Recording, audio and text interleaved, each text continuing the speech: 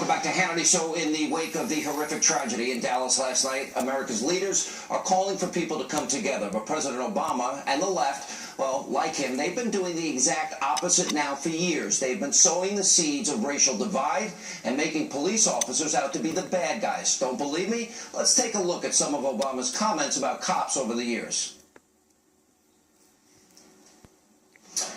Well, apparently we don't have this type of rhetoric from the president, and the left has made a major impact on race relations. For example, look at these statistics that show that black Americans are worse off in most key measures under President Obama. For example, African Americans on food stamps, if you look at the actual numbers, well, it's absolutely astounding. It is up 58% under President Obama.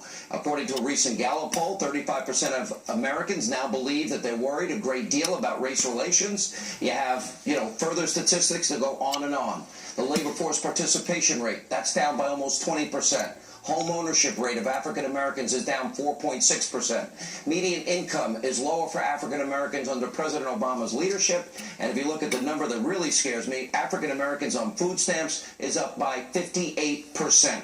And joining us now, we have Salem Radio nationally syndicated talk show host Larry Elder, defense attorney Darrell Parks. Darrell, we just heard people refer to cops as pigs. We just heard people say, we don't need a judge, a trial, a jury. We don't need due process. We don't believe in the presumption of innocence. They're guilty. When you talk about Black Lives Matter, some people, here's a group that said, pigs in a blanket, fry them like bacon. And they stand by that group. And the President of the United States of America invited them to the White House. And Hillary Clinton is seeking their endorsement. Tell me what's wrong with that. A president who got it wrong on Trayvon Martin, he got it wrong in Ferguson, he got it wrong in the Cambridge police, and he has fueled this fire 3 hours before what happened. He's out there jumping to conclusions, and he's supposed to be a constitutional attorney. Doesn't he have an obligation to wait till the facts are in? Sean, I think without question, the president, like most of us this morning, really cried out for those officers who lost their lives in Dallas. So I think he joined the rest of us in really mourning what happened to those officers. Now, that's totally different from him sharing his experience as a black man and trying to help this country understand that the experience of a black man is totally different from the experience that most white Americans enjoy. Well, let's say you're right. So, let's say the president is trying to share that experience. How come he only speaks out in high-profile race cases when in his own city of Chicago, his own hometown, since he's been president, 3,459 murders have taken place? How many times do you think he's spoken out about the murders in Chicago? Do you know? Well, let me say this. He's only spoken out 9 times. Why, Larry Elder? Why only 9 times? I think you know the answer to that. This is his adopted hometown, and the fact is that Chicago is on track for 700 homicides. A third of the city is black, a third of the city is white, a third of the city is Hispanic, but 70% of the murders are black on black.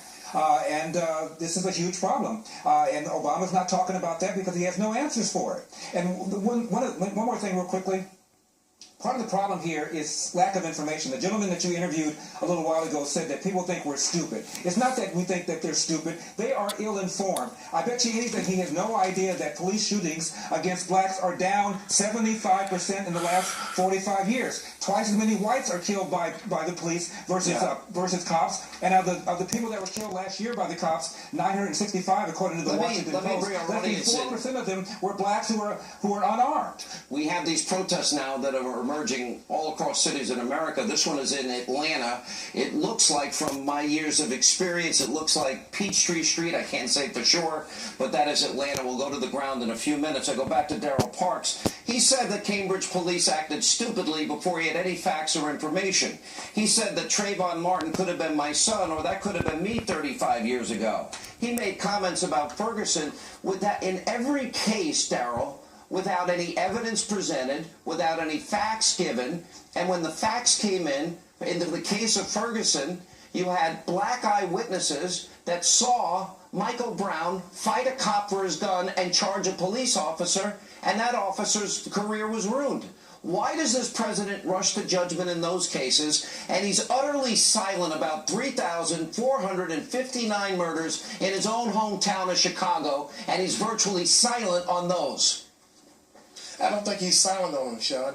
I think 9 times he's spoken out in 8 years. 3,459 murders, mostly black-on-black crime, and he's been virtually silent. Why? Well, I think part of what you got to look at, Sean, is that although he's the president, he has a Congress that continues to defy him every day that they can. And Excuse so me, when you could it have be that it doesn't fit resistance- his racial narrative and agenda, Larry Elder?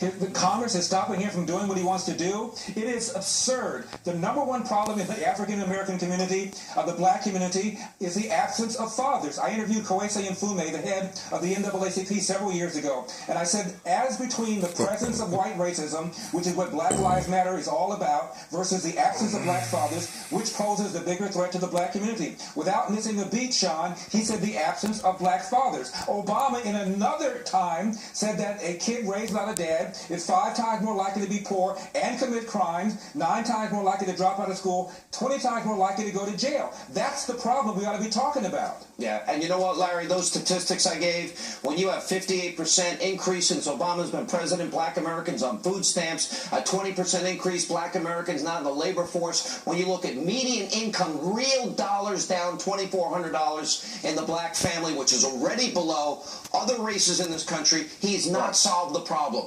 And then you add to that a 55% unemployment rate of black teenagers, he's not helping. He's got Republicans he can blame. Come on. Listen, Republicans, I blame them too, to be honest. I really do. All right, thank you both. Coming up. You got it. All right, is there a war in America on police officers? We'll ask Sheriff Mike Lewis. We'll check in with Bo Dietl. That's coming up next on this busy news night tonight on Hannity. From the producers who brought you Heaven is for Real. You're the most courageous little girl. Experience a film that touches the heart and speaks to the spirit.